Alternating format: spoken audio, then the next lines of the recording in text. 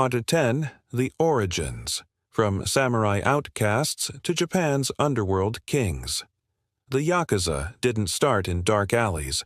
They were born from society's edges. Their roots stretch back to the 17th century during Japan's Edo period, when peace ironically gave rise to crime.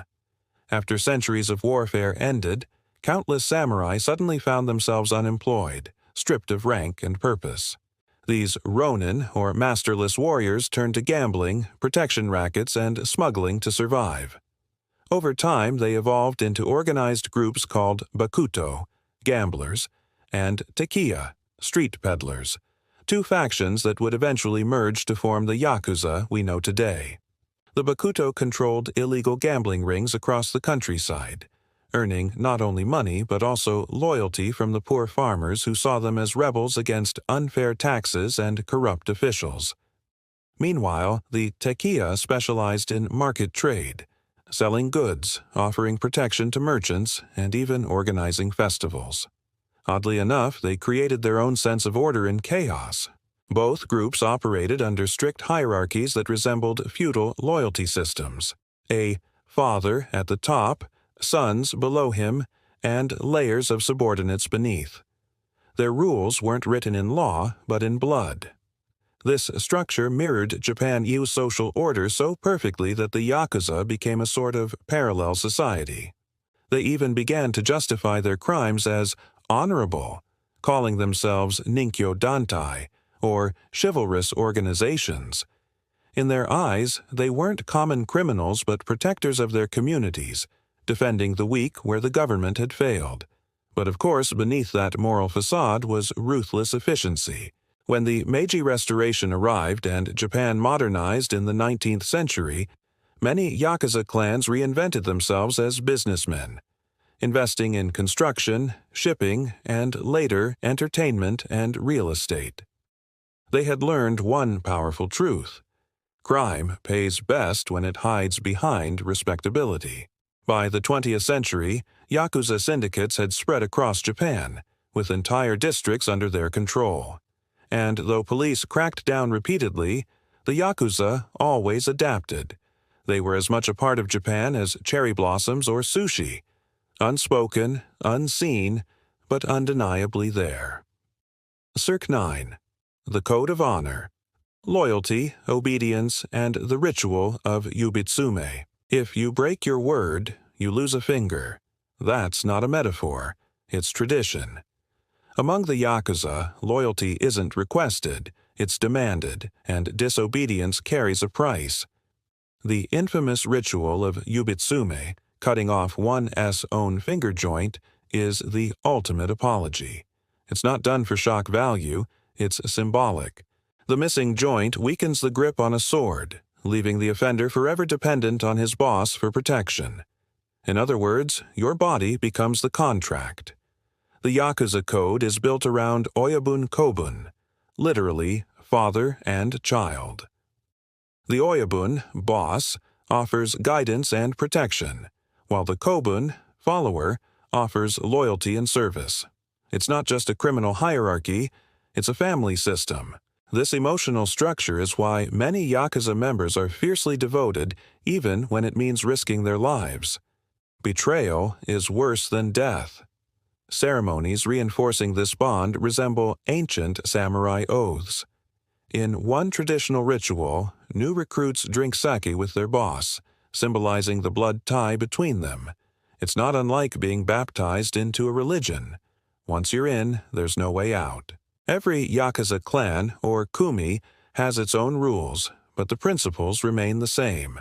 Honor your oyabun, protect your brothers, never talk to police, and maintain the group's reputation at all costs. These codes give the Yakuza a strange kind of dignity, even within their brutality. Members are expected to behave with discipline, politeness, and restraint in public, wearing suits, bowing respectfully, and speaking with formality. Ironically, while they engage in extortion, racketeering, and fraud, they also see themselves as men of honor, a paradox that defines their existence. This strict moral world means that when punishment is required, it's personal. A Yakuza member who disgraces his oyabun might perform yubitsume voluntarily to show remorse. He'll carefully cut the first joint of his little finger and present it to his boss, often wrapped in cloth. The act is so painful and humbling that it sometimes restores his standing, a gruesome second chance. Western audiences often imagine Yakuza as heartless villains, but in reality, many members cling to this twisted honor system to justify their crimes. In their minds, they're not breaking society's rules. They're following their own, built on centuries of loyalty and tradition. And that's what makes them so enduring, so impossible to erase. Even today, the yubitsume ritual continues, though less common. In modern times, many Yakuza quietly get prosthetic fingertips to blend into society, hiding the mark of their allegiance. But deep down, they know the bond remains, the invisible thread that ties one's soul to the syndicate. Their code might seem archaic, even barbaric, but it's also the reason the Yakuza lasted longer than most criminal organizations on Earth. They aren't just united by greed, they're united by honor, shame, and an unbreakable hierarchy. And in the underworld of Japan, that code is more powerful than law itself. They create tattoos, a second skin of loyalty and defiance. To the Yakuza, skin is more than flesh. It's a canvas of devotion, suffering, and identity. Their full-body tattoos, called irizumi, are among the most recognizable and misunderstood symbols of the underworld. But these aren't just decorations. Every inch of ink tells a story, one that takes years and excruciating pain to complete. Traditional irizumi are done by hand, using bamboo needles to slowly push ink beneath the skin. It's an art form that can take hundreds of hours and cost thousands of dollars. The process itself is a test of endurance, a mark of strength and loyalty. Imagine sitting for dozens of sessions, each one lasting up to 10 hours, while your body is pierced again and again with ink that burns like fire. There's no anesthesia, just resolve. For Yakuza members, enduring that pain isn't punishment, it's transformation. The designs are deeply symbolic. Dragons for courage, koi fish for perseverance, tigers for strength, cherry blossoms for the fleeting nature of life, a nod to the samurai idea that one must be ready to die at any time. Often, these tattoos cover the entire torso, arms, and legs, but leave the hands, neck, and face untouched. That way, they remain hidden beneath clothing, a secret identity beneath a tailored suit. In Japanese society, tattoos have long been associated with criminals and social outcasts. Historically, criminals were branded with marks to identify their crimes, so elaborate tattoos became a way for Yakuza to reclaim that stigma and turn it into power. What was once meant as shame became pride. When a Yakuza member removes his shirt at a bathhouse or onsen, revealing a full-body tattoo, it's both an act of intimidation and defiance, a statement that says, "I've been through pain, and I survived." Yet in modern Japan, the stigma persists. Many public places, especially hot springs and gyms, still ban tattooed customers. Even Yakuza members today often hide their ink under long sleeves and avoid public baths altogether. But within their ranks, tattoos remain sacred. They're not fashion. They're armor.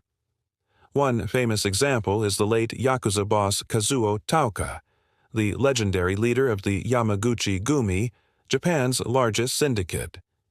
His tattoo of a roaring tiger across his back wasn't just art. It was a declaration of dominance. When Taoka entered a room, he didn't need to speak.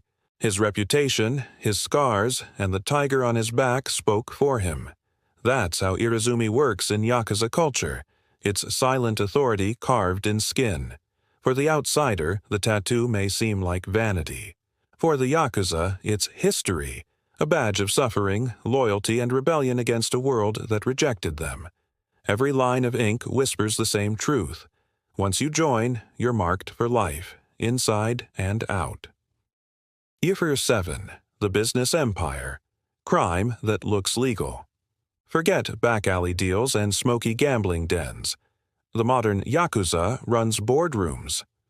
While movies show them swinging katanas or exchanging gunfire, the real Yakuza are more likely to be sipping whiskey in glass towers, owning shares in construction firms, real estate, finance, and even entertainment. They learned early that crime pays best when it wears a suit. During Japan's post-war economic boom, the Yakuza adapted faster than anyone else. Cities were rebuilding, corporations were expanding, and cash was flowing like rivers. The Yakuza inserted themselves into every lucrative industry. Construction was a gold mine, and they supplied the muscle. Want a building permit approved faster? Pay the syndicate. Need to convince rival developers to back off? The Yakuza handled it. They didn't stop there. By the 1980s, Japan's financial markets were among the most powerful in the world, and the Yakuza followed the money. They laundered profits through shell companies, bought stock, and influenced corporate decisions. They even had accountants, lawyers, and investment experts on payroll. Many Yakuza bosses were fluent in business strategy, turning their clans into shadow corporations with all the organization of a Fortune 500 company, minus the ethics. One of the most famous cases involves the Yamaguchi-gumi, which once controlled thousands of front companies. They bought up land, managed nightclubs, and even funded film studios. Some Yakuza even invested in Japan's pop culture scene, financing music labels, idol groups, and movies. It wasn't about passion for art, it was about power and influence. Their infiltration was so deep that the Japanese government coined a term, Yakuza Kizai Hanzai, economic crimes committed by organized crime groups. Authorities realized these syndicates weren't just breaking the law, they were manipulating it. By the time police caught on, the Yakuza had already built an empire of legitimate fronts and fake respectability. But their influence didn't stop at Japan's borders. In the late 20th century, Yakuza groups expanded into international smuggling, gambling, and cybercrime. They developed ties with triads in China, the Russian mafia, and even some American crime families. Like a corporation going global, the Yakuza diversified, turning the world into their market. Yet, despite this criminal empire, they maintain a strange level of transparency. For decades, major Yakuza syndicates like the Yamaguchi-gumi had public offices, printed business cards, and even listed their headquarters addresses.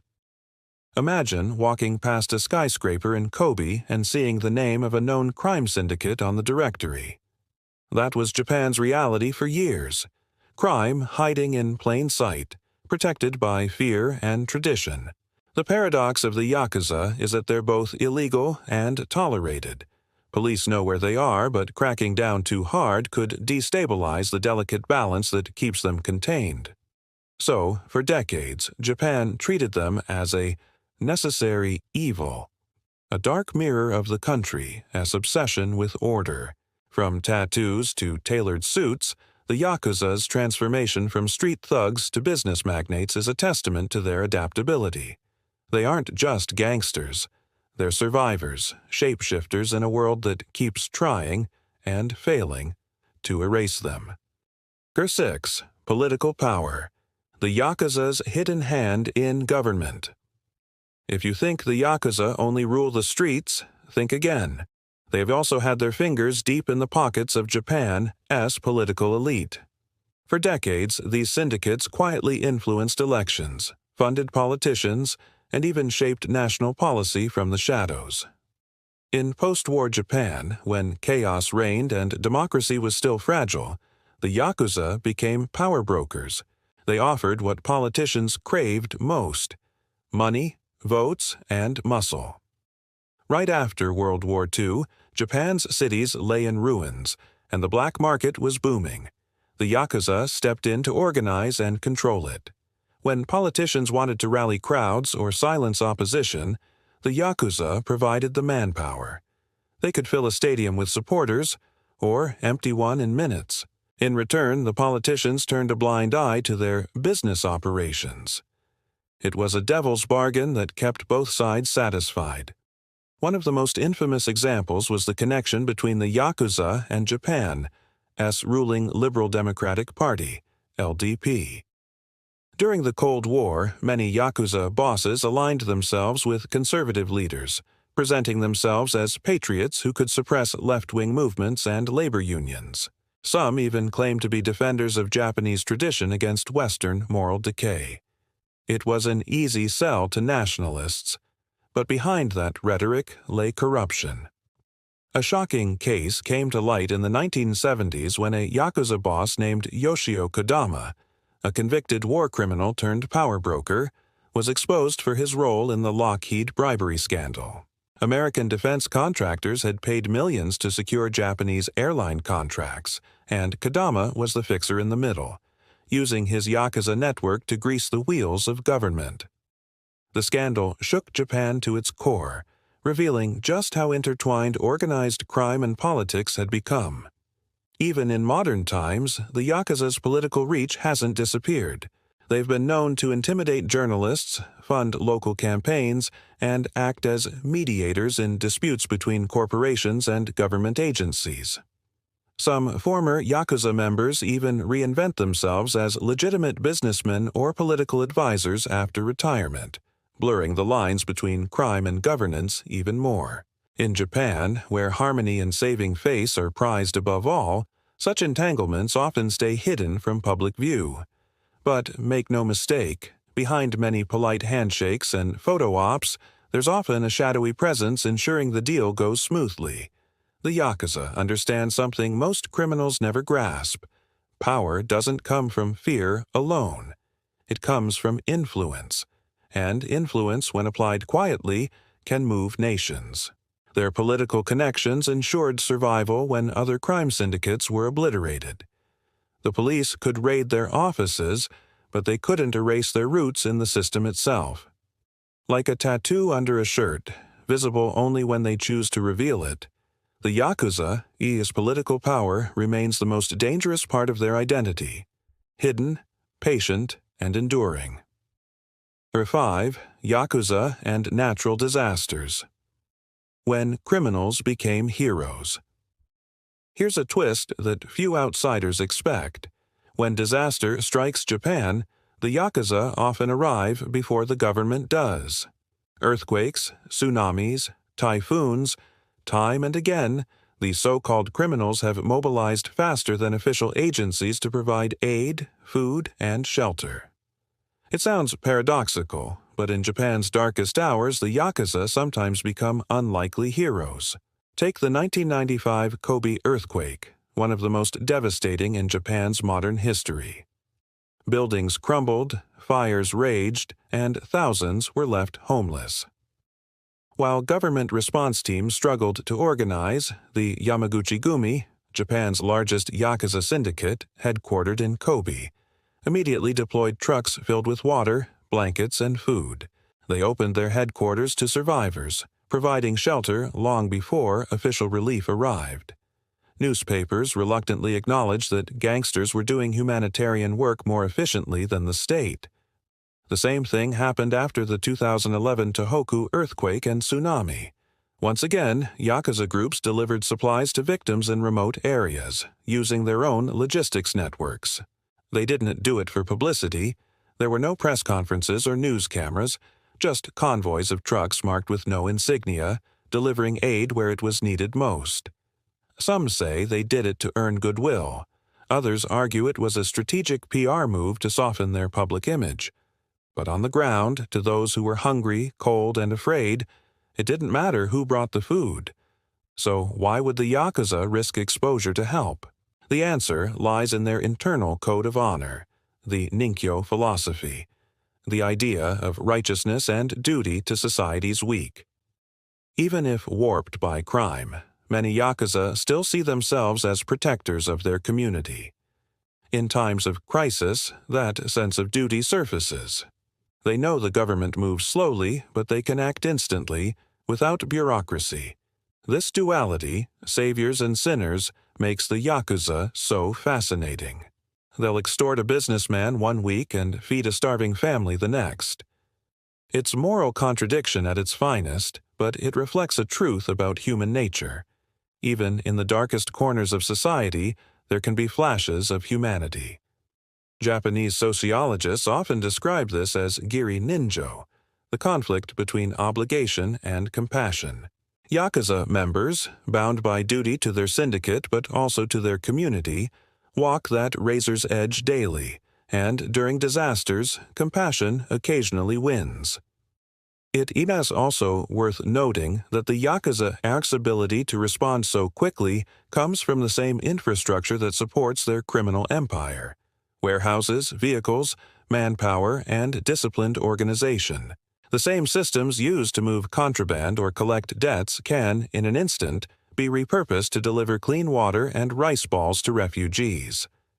That's the strange efficiency of organized crime. When channeled toward good, it works frighteningly well. Of course, not everyone sees these acts as altruistic. Critics argue that disaster relief is a form of image laundering, an attempt to buy social legitimacy. But whether driven by guilt, pride, or genuine care, the outcome remains: lives saved. In a country where appearances matter deeply, this moral gray zone keeps the Yakuza's reputation alive. Not entirely villainous, not entirely heroic. They exist somewhere in between, as both destroyers and protectors. And that contradiction might be why Japan can't quite let go of them, even now. 4. The structure: a crime family built like a corporation. When people hear mafia, they think of chaos, backstabbing, betrayals, and power struggles. But the Yakuza, they operate more like an army or a corporation. Every clan or kumi runs with military precision, where everyone knows their rank, duty, and place. At the top sits the oyabun, the godfather-like figure who commands absolute respect. Beneath him are lieutenants, captains, and countless subordinates, each bound by loyalty, debt, and honor. Think of it like a pyramid, but one that functions more like a family. The oyabun isn't just a boss. He's a father figure. His word is law, his favor a currency. Those below him, called kobun or children, owe him obedience and devotion. In return, he provides protection, financial backing, and status. The system mimics Japan's traditional social hierarchy, deeply rooted in Confucian values. Loyalty flows upward, and care flows downward. The Yakuza even formalize these relationships through ceremonies. One of the most sacred is the Sakazuki ritual, where members share sake cups to seal their bond. It's more than a drink, it's a lifelong contract. After this ritual, the subordinate isn't just part of the organization, he's family. Breaking that bond is unthinkable, often punishable by expulsion or worse. Inside this hierarchy, every member has a clear role. Some handle finances, others oversee gambling or real estate, and others act as enforcers or negotiators. The Yakuza are famous for their discipline, their ability to coordinate complex operations across multiple cities without open violence. It's why, despite being illegal, they've managed to exist openly for decades. Each syndicate has its headquarters, its insignia, and even an internal code of ethics. The Yamaguchi Gumi, the largest Yakuza organization, once had over 40,000 members and operated like a multinational corporation. They published newsletters, held annual meetings, and even offered pensions and welfare to their members' families. In some cases, they mediated disputes between rival clans to avoid unnecessary bloodshed, operating more like a council than a gang. The Yakuza's efficiency comes from their unique blend of business discipline and criminal ruthlessness. They understand that violence attracts police attention, but control, real control, comes from stability.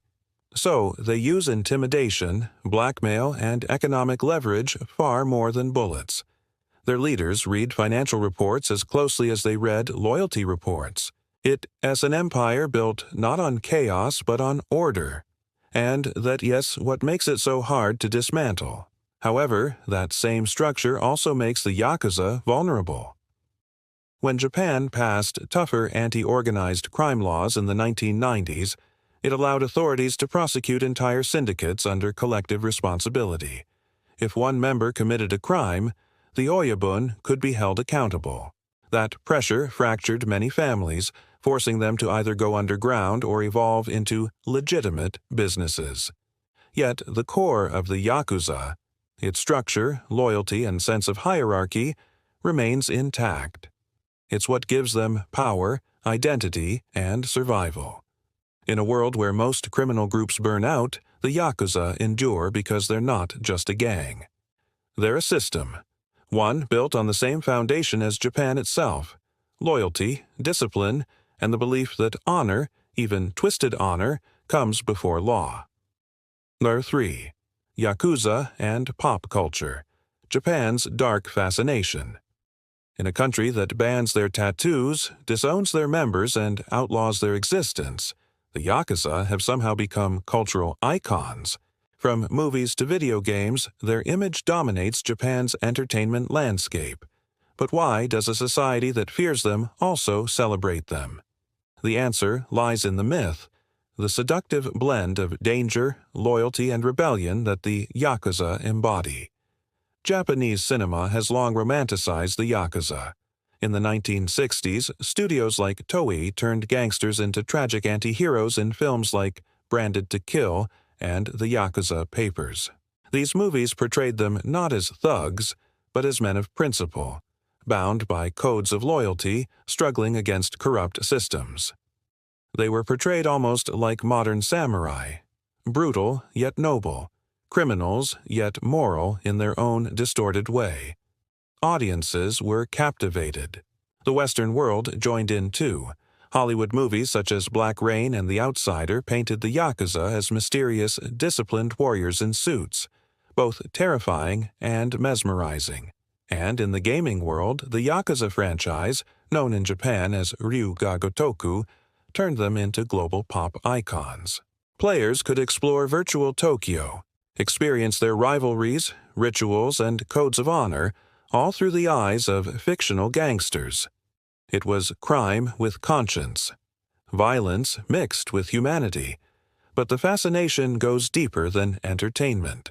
For many Japanese citizens, the Yakuza represent a form of rebellion in a society obsessed with conformity.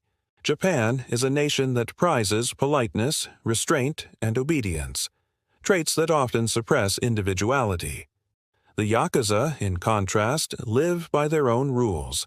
They reject societal norms, flaunt tattoos banned from public baths, and operate in defiance of authority. To some, they embody a dark freedom, the fantasy of breaking free from Japan's rigid order. Of course, the reality is far grimmer. Behind the cinematic honor codes lie drug trafficking, human exploitation, and extortion. The Yakuza's public image as chivalrous outlaws hides the suffering of their victims. Yet, even as Japan cracks down harder than ever, their myth persists, perhaps because it fulfills a cultural need. The Yakuza are Japan's collective shadow, the suppressed aggression, pride, and passion that its polite surface refuses to show. Interestingly, many retired Yakuza have leaned into this fascination, consulting on films or writing memoirs that blend confession with legend. These books sell well, offering readers a glimpse behind the curtain. But even there, the truth blurs. Were they heroes or villains, victims or predators? That ambiguity is precisely what keeps audiences hooked. In a society built on appearances, the Yakuza represent what's hidden beneath: chaos beneath order, danger beneath calm. They're Japan's dark mirror, reflecting everything the nation both condemns and secretly admires. And that's why, long after their influence fades, their legend will remain, inked not just on their skin, but in Japan's cultural DNA. 2. The decline: how Japan is erasing the Yakuza.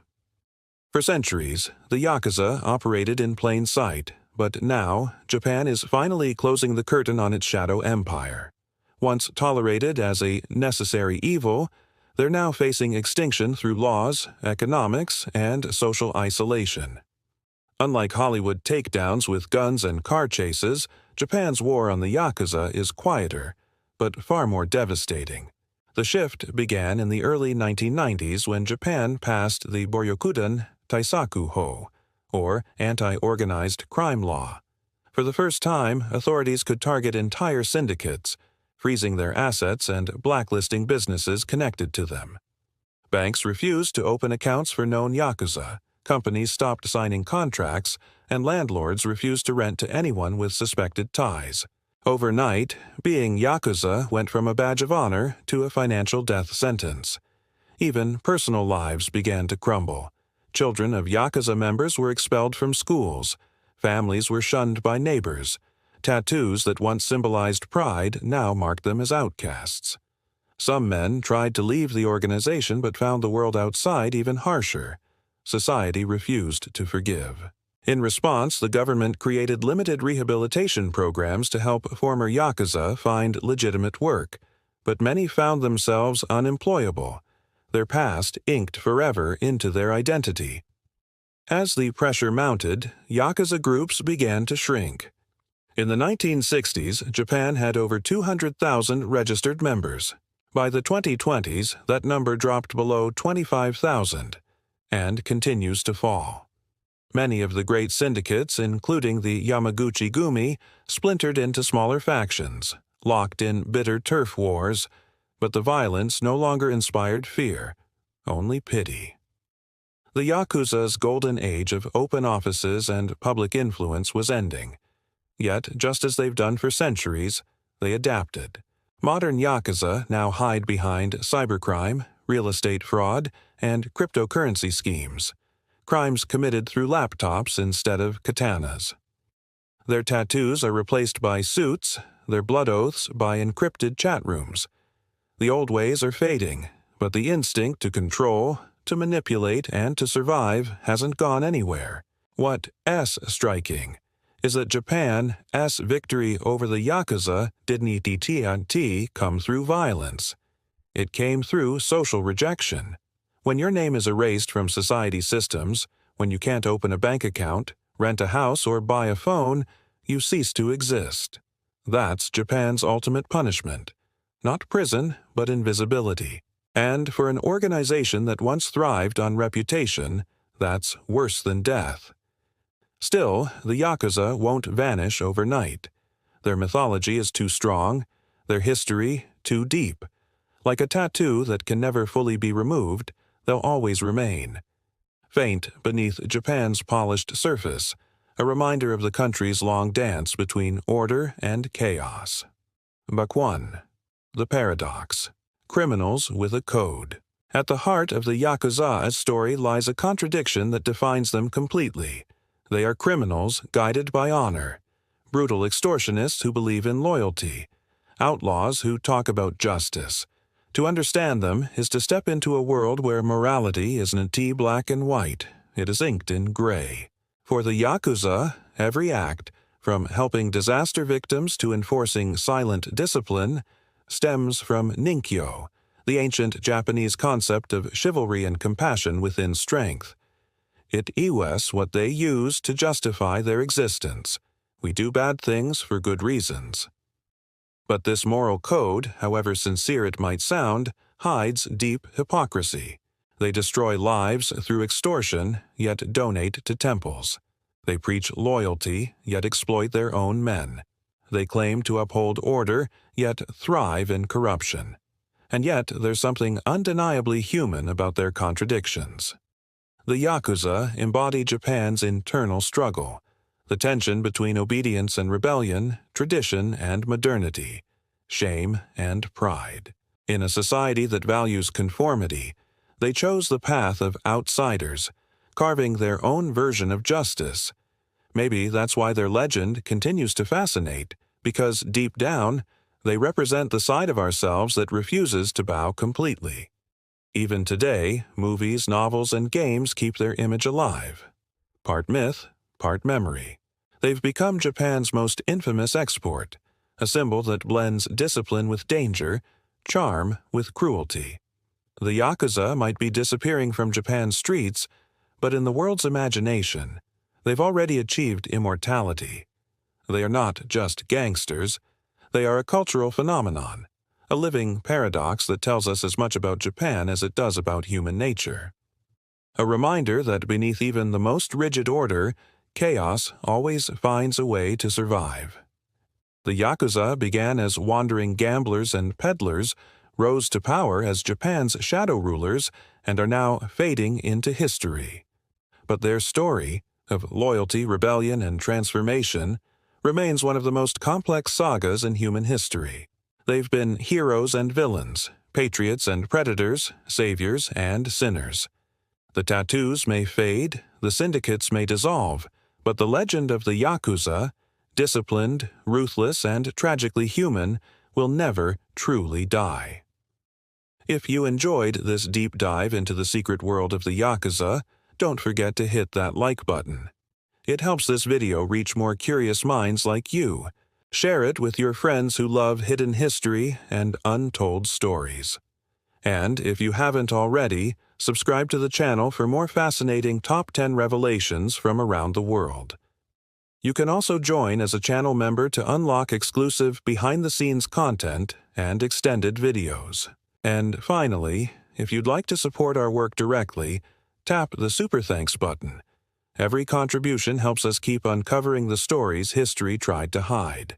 See you in the next one, where another secret world awaits.